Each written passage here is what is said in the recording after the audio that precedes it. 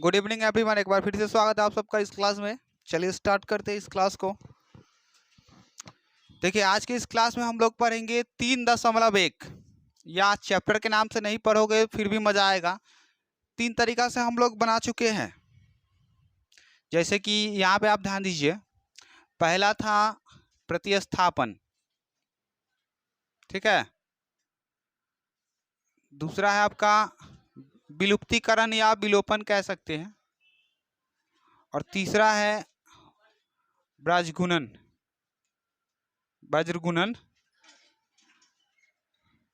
ठीक है। चौथा हो जाएगा आपका आलेखीय विधि,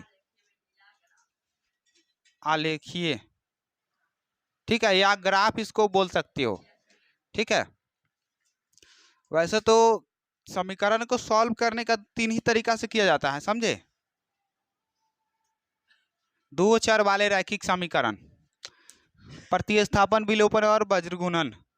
लेकिन आलेखीय विधि आपका एडवांस सिखा रहे हैं आपको, और 5 नंबर में आपके चैप्टर में पूछा जाता है। तो इन तीनों में उम्मीद है कि कोई दिक्कत नहीं होगा। अभी चैप्टर स्टार्ट नहीं किए हैं, आपको बोला गया था चैप्टर बनाने के लिए। विलोपन, प्रतिस्थापन तीनों पे एक एक चैप्टर है। उम्मीद है कि नहीं बनाए होगे आप सब, ठीक है। अगर बनाए होगे तो बहुत सारा डाउट होगा उसमें, क्या कि बहुत ज़्यादा पैटर्न का क्वेश्चन है उसमें। तो अब समझते हैं आलेखीय विधि वाला। ग्राफ समझ लेंगे, उसके बाद जितना भी डाउट होगा प्रत्येक चैप्टर में सबको पढ़ेंगे, ठीक है। तो पूरी पहले डाउट को सॉल्व करेंगे, उसके बाद आपका लास्ट में आएगा, क्या कहते हैं उसे, शब्द समस्या समीकरण। इसी का पार्ट है, वो 5 नंबर में पूछा जाएगा। तो आलेखीय विधि पहले समझिए, जिसे हम लोग बोलते हैं ग्राफ। और इसका जो ग्राफ का है जो इम्पोर्टेंट समझिए पहले, इसमें बहुत सारा ऑब्जेक्टिव निकलेगा, समझे। जितना भी ऑब्जेक्टिव पूछा जाएगा इसमें से ही निकलेगा, और सब्जेक्टिव तो 5 नंबर में पूछा ही जाएगा। तो चलिए कौन कौन सा निकलेगा ऑब्जेक्टिव पहले समझते हैं यहाँ पे। और उससे पहले समझिए ग्राफ मतलब हम लोग पढ़ना क्या चाह रहे हैं उसे पहले समझते हैं। ग्राफ क्यों पढ़ रहे हैं पहले समझिए। देखिए, 2x - y = 0, 2x + 5y = 24, यानी कि 3 इक्वेशन आपके सामने हैं। जब तीनों को सॉल्व करेंगे ना, तो तीनों का अलग अलग आंसर आएगा, समझे। तीनों को सॉल्व करेंगे तो कुछ ना कुछ गड़बड़ महसूस होबे करेगा। तो 2 मिनट का टाइम है, आप तीनों को पहले सॉल्व करिए।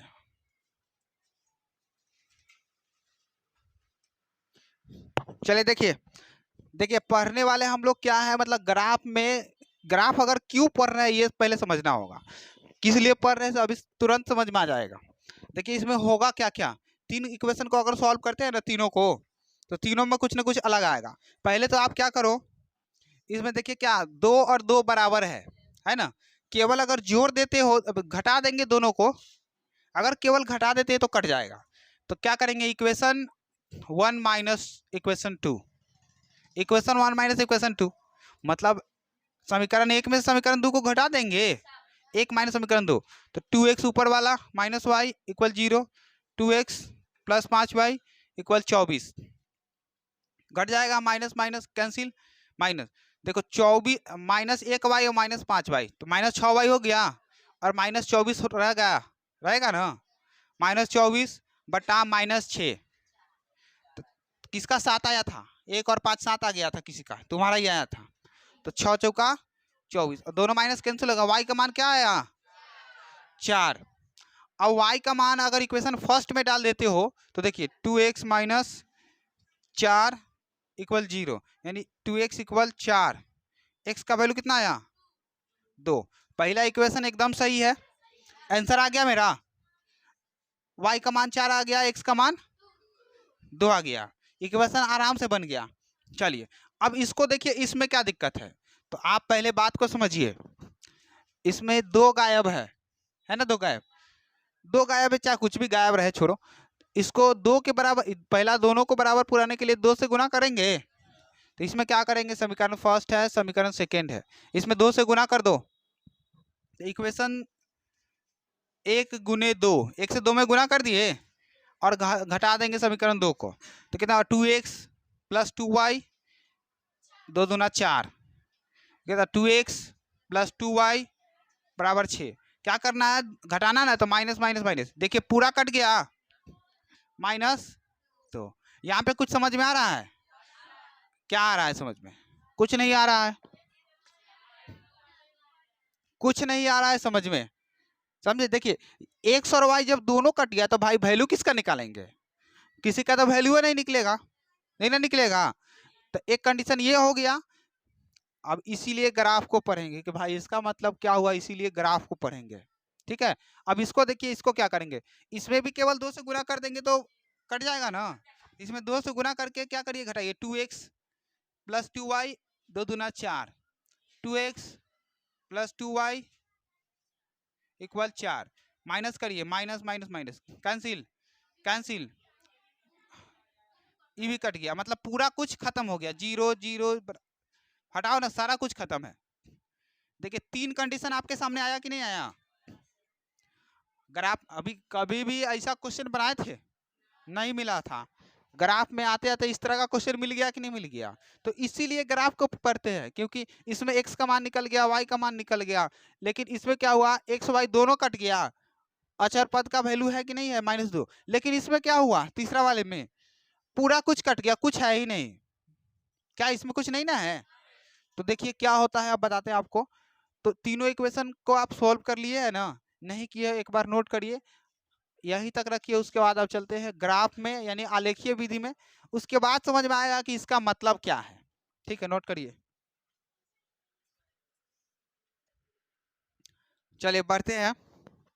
देखिए आपको सिखाया गया था 2 चर वाले रैखिक समीकरण का सामान्य रूप, a1x plus b1y equal c1, यही ना था, a2x plus b2y equal c2, first second, यही ना था, इसको आप पढ़े थे। चलिए आप समझिए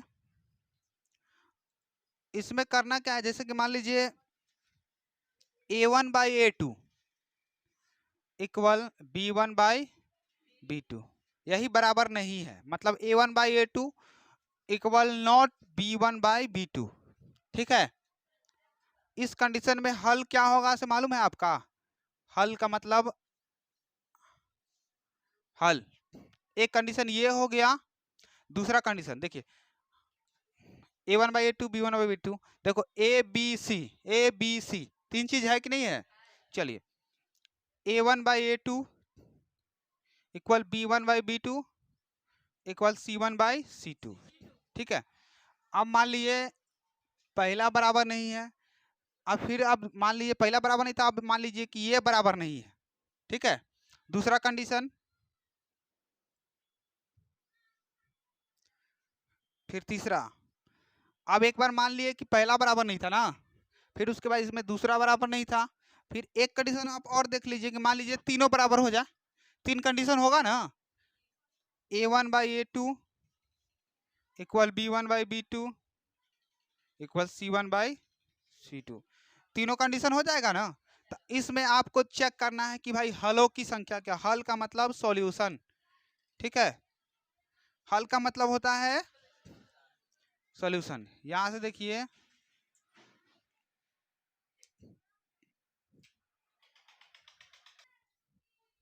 चलिए यहां से क्या करना है, हल, हल का मतलब सॉल्यूशन, मतलब इसका हल क्या होगा।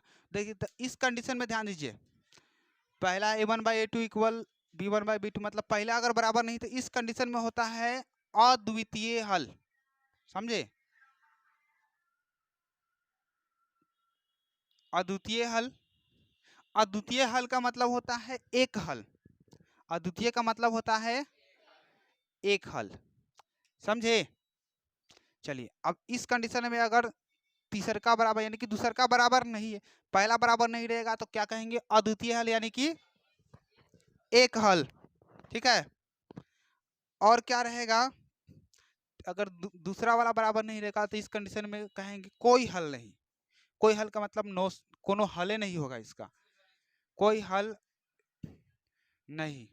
ठीक है, मतलब होगा इसका नो सॉल्यूशन, नो सॉल्यूशन। ठीक है, अब देखिए अब तीनों अगर बराबर रहेगा तो कोई हल नहीं, मतलब इसका हल नहीं होगा, समझे। जैसे आपको बना दिए थे ना तीनों का, वही समझ में आएगा। कोई हल नहीं होगा, नो सोल्यूशन।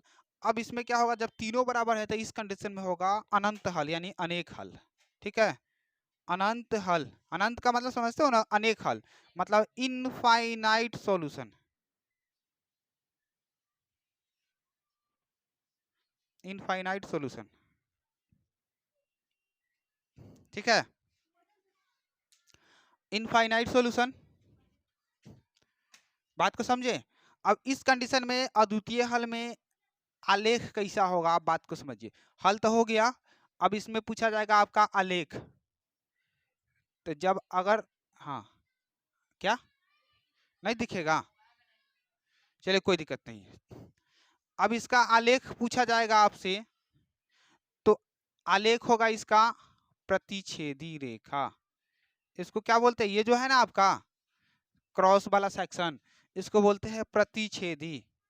ठीक है, प्रतिच्छेदी, हटाओ नहीं यार, इस तरह से प्रतिच्छेदी रेखा। ठीक है, तो ये क्या है आपका, यह है आलेख। ठीक है, हल की संख्या पूछेगा इस वाला कंडीशन में अद्वितीय हल, और इसी वाला कंडीशन में पूछा जाएगा, इक्वेशन दे देगा, बताइए कि भैया इसका कितना हल है, तो एक हल। ऐसा कंडीशन आ गया तो एक हल, और पूछा जाएगा कि बताइए कि इसका आलेख कैसा होगा, तो प्रतिच्छेदी रेखा। ठीक है, अब बताइए इसका आलेख कैसा होगा, नो सॉल्यूशन, तो इस कंडीशन में होगा समांतर रेखा। ये जो दो लाइन गया ना, मतलब दोनों एक ही साइड, जैसे 4 लाइन का एग्जांपल आपको दे देते हैं मेडिकल वाला, दोनों एक ही साथ जा रहा है, तो इसको बोलते हैं समांतर रेखा। ठीक है, समांतर रेखा है, हटो तो तुम लोग, हटो, इसको बोलेंगे समांतर रेखा। ठीक है, अगर तीनों बराबर रहेगा तो अनंत हल होगा ही होगा। क्या होगा, यह संपाती रेखा, मतलब एक लाइन खत्म हुआ फिर यहीं से एक रोड और स्टार्ट हो गया। ठीक है, मान लीजिए कि यहाँ से यहाँ गया, एक रोड खत्म हुआ, फिर यहीं से एक और रोड स्टार्ट हो गया, इसको बोलेंगे संपाती रेखा। संपाती रेखा, कोई दिक्कत नहीं। चलिए अब बात को समझिए। अब तो ये कहलाएगा आपका संगत होगा ही होगा, संगत यानी कंसिस्टेंट। अगर अद्वितीय हल है तो संगत। ठीक है, कोई हल नहीं है तो कहलाएगा असंगत, इसी में डाल लो ना इसको, असंगत। ठीक है, अगर अद्वितीय हल है तो समीकरण क्या होगा, संगत होगा। कोई हल नहीं है यानी कि हल नहीं होगा तो असंगत हो जाएगा, असंगत। और अनंत हल है तो भी संगत होगा। ठीक है, अनंत हल है तो भी संगत होगा, और कोई हल नहीं है तो इस कंडीशन में क्या कहलाएगा, विरोधी, विरोधी कहलाएगा। ठीक है, और अनंत हल है और ये बेचारा क्या कहलाएगा, अविरोधी, अविरोधी। ठीक है, और संगत है, अनंत हल है तो कहलाएगा आश्रित। ठीक है, इतना चीज आपको याद रखना होगा ऑब्जेक्टिव के लिए, याद हो पाएगा। देखिए एक बार में नहीं होगा, 10 बार, 20 बार, 30 बार, 40 बार, 50 बार पढ़ जाओ, 2-3 महीना में, 2 महीना में रिपीट नहीं हो जाएगा या। देखिए क्या क्या हो सकता है, देखिए अगर ये कंडीशन हो जाता है a1/a2 इक्वल नॉट b1/b2, तो सबसे पहला होगा अद्वितीय हल होगा, माने माने कि एक हल, प्रतिच्छेदी रेखा होगा। ग्राफ इसका कैसे, ग्राफ मतलब प्रतिच्छेदी रेखा, ग्राफ इसका कैसा बनेगा, इसको बोलते हैं क्रॉस सेक्शन वाला जो है प्रतिच्छेदी रेखा। पहले तो क्या होगा, इस कंडीशन में रहेगा तो अद्वितीय हल, उसके बाद प्रतिच्छेदी रेखा ग्राफ बनेगा, संगत होगा, अविरोधी होगा, और अगर दूसरा वाला बराबर नहीं है तो कोई हल नहीं, समांतर रेखा कहलाएगा, ग्राफ इसका बनेगा समांतर रेखा, और असंगत होगा, विरोधी होगा। और अगर अनंत हल है, इनफाइनाइट सॉल्यूशन, तो संपात रेखा कैसा बनेगा, संपात, एक रेखा खत्म हुआ उसके बाद फिर यहीं से स्टार्ट हो गया, संपाती रेखा। ठीक है, और समीकरण संगत होगा और आश्रित होगा। इतना चीज आपको याद रखना है, नोट करिए, इसमें से आपको निकाल के बताते हैं।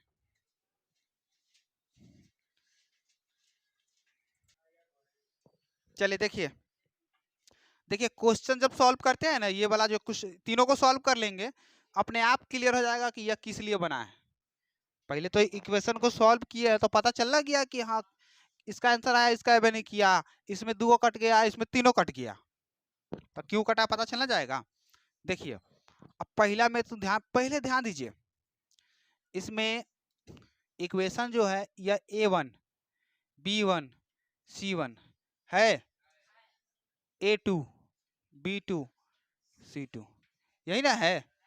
चलिए तो हमको क्या पहले बराबर लेके चलेंगे, A1/A2 equal B1/B2 equal C1/, यह लेके चलेंगे ना। तो पहले ध्यान दीजिए 2/A1 का मान कितना 2 है, चल मिटा दिए। अब तुमको खुद समझना होगा, पहला A1 का मान 2 बटा A2 का मान 2, फिर देखिए बराबर B1 कितना क्या -1, इसके साथ -1 ना है, -1, और B2 कितना 5। अच्छा तुम एक बात बताओ, दोनों बराबर है, तो पहले के दोनों बराबर ना है, तो ये दोनों बराबर नहीं हुआ, तो यहाँ पे अब नहीं लिखेंगे, इसको लिखेंगे अतः A1/A2 इक्वल नॉट B1/B2 वाला, इंग्लिश में लिखा था केस है, ठीक है। ठीक है, तो A1/A2 इक्वल नॉट B1/B2 वाला ना केस है, पहले के दोनों बराबर नहीं ना हुआ, अरे 2/2 -1/5, अगर मान लीजिए दोनों बराबर होता तब ना आगे बढ़ते। तो देखिए A1/A2, तो इसका पूछा जाएगा, बताइए कि हल बताइए, तो हल क्या हुआ अद्वितीय, उसमें देखो ये पहला ना केस है अद्वितीय। अब इसका देखिए, अब पूछा जाएगा कि आलेख कैसा है, तो प्रतिच्छेदी, समीकरण कैसा है संगत, यानी संगत है यानी कि अविरोधी, अविरोधी, सारा कुछ मालूम चल गया, कोई दिक्कत।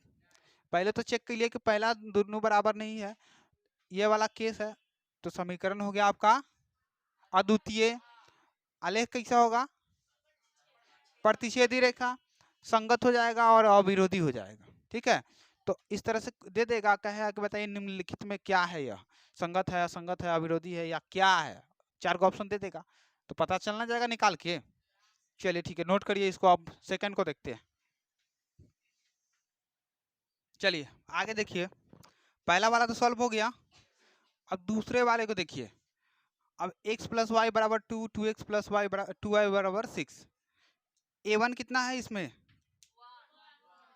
A1 हो गया आपका 1, B1 1 ना है 1, C1 2, अच्छा A2 B2 C2 हो गया। फिर से तुलना कीजिए, A1 इसके बट्टा में ये आता है 1/2 इक्वल 1/2 इक्वल 2/6। देखिए पहला दोनों बराबर हुआ था तब ना आगे बढ़े हैं। चलिए तो 2 तिया यानी कि 1/2 इक्वल 1/2 इक्वल 1/3। कौन सा कंडीशन, तीसरा का बराबर नहीं ना है, तीसरा मतलब लास्ट वाला बराबर नहीं ना है। तो देखिए ये वाला आपका कंडीशन आया, तो लिखेंगे अस्पष्टता A1/A2 equal B1/B2 equal not C1/C2, यही वाला ना केस है। तो क्या कौन सा कंडीशन हुआ, देखिए पहले तो समीकरण क्या हो गया असंगत, विरोधी कहलाएगा, ठीक है। आलेख कैसा होगा समांतर रेखा, और कोई हल नहीं, यानी कि नो सॉल्यूशन, कोई हल नहीं, कोई दिक्कत। चलिए अब आपको उसको चेक करते, तीसरे वाले को चेक करते, चेक कर लोगे ना खुद से, करिए। चलिए तीसरे वाले को देखते हैं क्या होगा, 1/2 इक्वल फिर 1/2 इक्वल 2/4, तीनों बराबर लग रहा है ना, 1/2 इक्वल 1/2 इक्वल 1/2। देखिए उस क्वेश्चन का याद करो, जब पीछे उलट के देखो पेज, तीनों कट गया था कि नहीं कट गया था, तो जब तीनों कट जाए तो क्या कंडीशन आ रहा है, तीनों बराबर आ रहा है, मतलब अनंत हल आया ना। तो कौन सा केस है, तो अस्पष्टता या कौन सा वाला केस आया, A1/A2 इक्वल B1/B2 C1/C2 वाला केस यही ना है।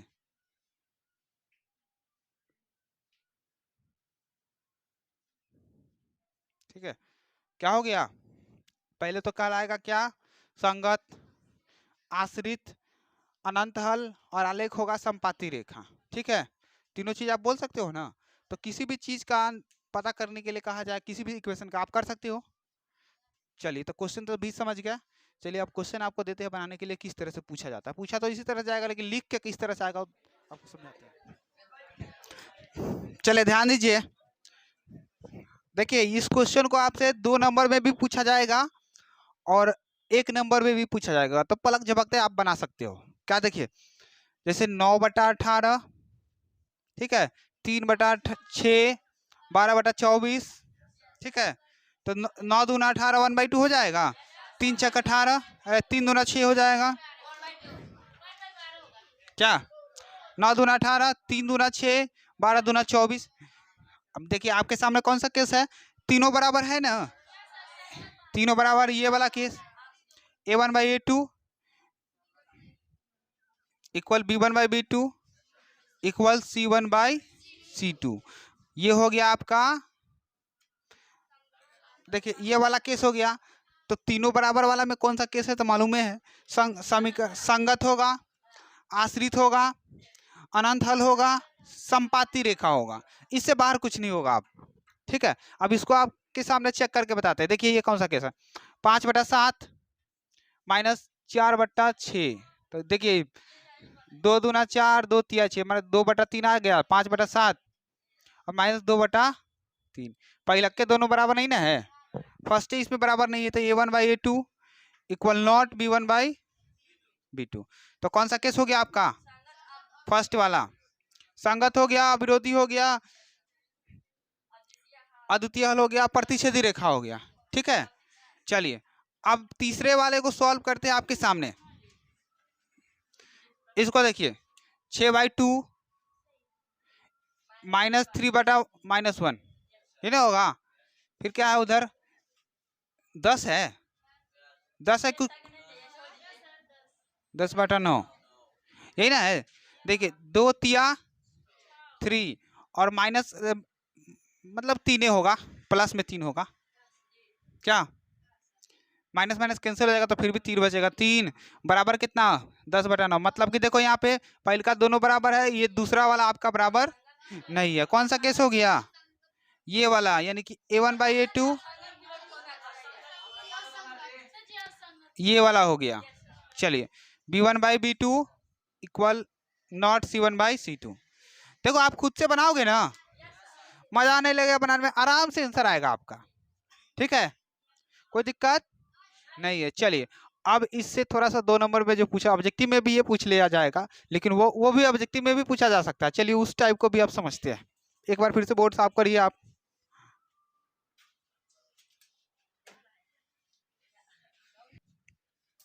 चलिए समझिए इसे, बड़ा ही सुंदर सा क्वेश्चन, कई बार इसे एग्जाम में पूछा गया। अभी जो इससे पहले क्वेश्चन किए थे ना, उसको भी कई बार पूछा गया। 10 साल का रिकॉर्ड है, और ये भी 10 साल का रिकॉर्ड है, हमेशा से पूछा गया। 2010, 11, 12 से लगातार पूछा गया है। समझे, देखिए इसमें 3 तरह से पूछा जाएगा। के किस मान के लिए समीकरण के, पहला तो अद्वितीय हल है। ठीक है, अद्वितीय हल होंगे। उसके बाद होता है कोई हल नहीं, पूछा जाएगा के किस मान के लिए कोई हल नहीं है, कोई हल नहीं है, 2 केस हो गया। तीसरा केस होगा के किस मान के लिए समीकरण का अनंत हल है। 3 को क्वेश्चन पूछा जाएगा ना, तो तीनों को समझते हैं बारी बारी से। पहले इसे समझिए, देखिए पहले हमारे पास क्या बोल रहा है, अनंत, क्या बोला, अद्वितीय हल, समीकरण का अद्वितीय हल। तो हम सब जानते हैं कि अद्वितीय हल कब होता है, जब पहला केस बराबर नहीं होता है। यही होता है तब ना बराबर नहीं होता, मतलब यही बराबर नहीं होता है तब ना अद्वितीय हल। A1/A2 इक्वल नॉट B1/B2, ये होगा हमारा अद्वितीय हल का। अब बताओ कि अभी याद हो गया कि नहीं हो गया। जब तक कि पूरा चैप्टर बना लोगे ना, अपने आप याद हो जाएगा, काहे कि रिपीट ना हो जाएगा, रग रग में घुस जाएंगे इसके। चलिए अब A1 का मान कितना आपका 7, A2 का मान 4 बराबर नहीं, B1 का मान -5 बटा B2 का मान है के है, B2 का मान हो गया आपका के। ठीक है, अब बराबर है तो क्रॉस मल्टीपल होगा इससे। देखिए कैसे होगा, सब आपको बताते हैं। ई बेचारे से इसको, ई बेचारे से उसको, 7 में कैसे होगा, 7 के बराबर नहीं, 4 पचे 20, वो भी माइनस में। देखिए के का क्या मान होगा, के बराबर नहीं, -20 है और 7 नीचे आएगा। ये हो गया आपका आंसर। हाँ, बन जाएगा। चलिए, जितना भी केस है ना सब कर ही लेते हैं हम लोग। दूसरा क्या करेगा केस कोई। देखिए के किस मान के लिए समीकरण के कोई हल नहीं होगा। दूसरा केस आपका कोनो हल नहीं, तो आपको आइबे करता है कि कोई हल नहीं के लिए क्या होता है, a1/a2 equal b1/b2 equal not c1/c2। यही तीसरा का बराबर नहीं ना होता है। चलिए तो पहले आप आराम से बैठाते जाइए, 3/6 इक्वल -1/-2 इक्वल -5/-k, ये ना होगा। तो पहले आप क्या करिए, 3 दूना 6, 1/2 आ जाएगा, 1/2 इक्वल माइनस माइनस कैंसिल हो जाएगा, 5/k। तो आप एक काम करो ना, यही बराबर नहीं ना है, तो क्या करिए, कोई दो उठा लीजिए आप, या तो ये दोनों को या फिर यही दोनों को उठा लीजिए, दोनों से आंसर एक ही आएगा। मतलब कोई दो उठा लोगे ना आराम से आंसर आ जाएगा, लेकिन 5/k के साथ ही उठाना। तो देखिए 1/2 इक्वल नॉट 5/k उठाए हैं ना, कहा जाएगा 1 × k हो जाएगा, तो और 2 बचे 10, k बराबर 10 नहीं, यही ना आंसर होगा। आप क्या करिए, कोई दो उठा लीजिए, या दोनों को उठा लिए, 1 × k तो k 2 बचे 10 हो गया। या फिर बढ़ाना है ना तो 1/2 बराबर नहीं 5/k। आ गया समझ में। चलिए एक और अगला केस कर लेते हैं। चलिए अब इसमें कह रहा है अनंत हल ना, तो तीनों को बराबर करिए। अब तीनों को जब बराबर करेंगे तो क्या 1/5 इक्वल 2/k इक्वल 3/15, ठीक है। तो 1/5 इक्वल 2/k और 3 बचे तो 1/5 तो आ ही जाएगा, ठीक है। देखिए तो कोई दो को उठा लो ना, यही दोनों को उठा लो, 2 में 5 से गुना होगा 2 बचे 10, के में 1 से गुना होगा के, यानी के का वैल्यू अगर 10 होता, समझ, अगर के का वैल्यू 10 होता तो 2 पचे 10 1/5 ये भी आ जाता। तो के का वैल्यू अगर 10 होता तो अनंत हल हो जाता। ठीक है, हो गया आंसर। इस तरह से ज़्यादा दिमाग मत लगाइए, ठीक है। आ गया ना। अब तीनों कंडीशन का क्वेश्चन कर लिए। अब आपका होमवर्क जो रह गया 3.1 3.2 3.3 4 3.4 तक आराम से इजीली आप बना सकते हो, कोई दिक्कत नहीं, सारा पढ़ाया जा चुका है। और 3.5 शब्द समस्या समीकरण है उसको भी देख लेंगे, लेकिन पहले डाउट क्लियर करेंगे 3.1 से लेकर 4 तक। और इसमें एक दो क्वेश्चन सुनिए, एक दो क्वेश्चन और करते हैं, थोड़ा सा ज्यादा बड़ा वाला।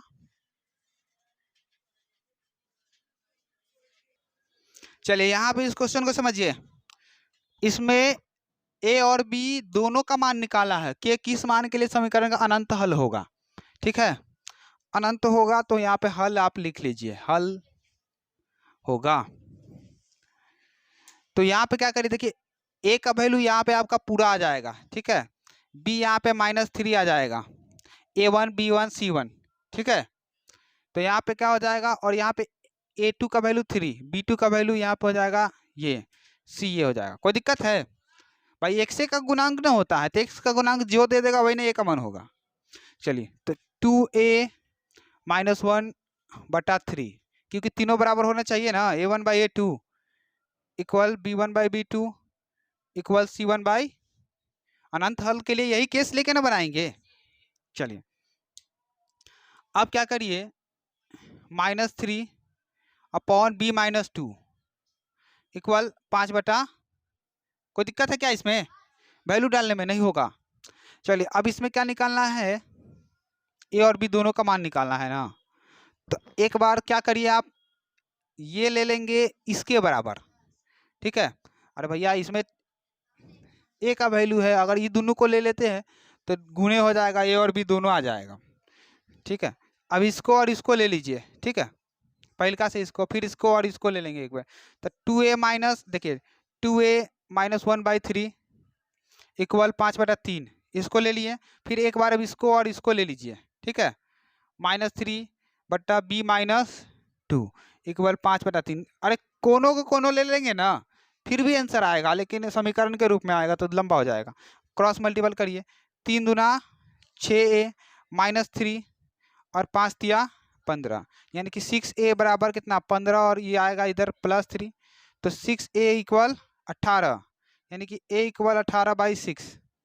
a का वैल्यू 6 तिया 18, 3 आ गया, a का वैल्यू आ गया 3। अब इसको देखिए, क्रॉस मल्टीपल करिए, -9, 5 में b से गुना होगा 5b, -5 दूना 10, -9 10 इधर आएगा +10 हो जाएगा इक्वल 5b। तो देखिए फिर 5b, 10 में से 9 घटेगा 1, b का वैल्यू 1/5, आंसर बन जाएगा। आ गया आपका। तो इसी तरह से कोई भी लंबा सा क्वेश्चन होगा ना, आराम से बना लीजिए। तो 3.1 आप आराम से बना सकते हो, ग्राफ छोड़ के। ग्राफ अभी आपको सिखाए नहीं है, केवल ऑब्जेक्टिव के लिए ये सब चीज़ है, 2 नंबर के लिए, 5 नंबर के लिए अभी नहीं है। ग्राफ सिखाएंगे लास्ट वाले क्लास में, मतलब जब चैप्टर का एंड करेंगे तब, ठीक है। नोट करिए इसे।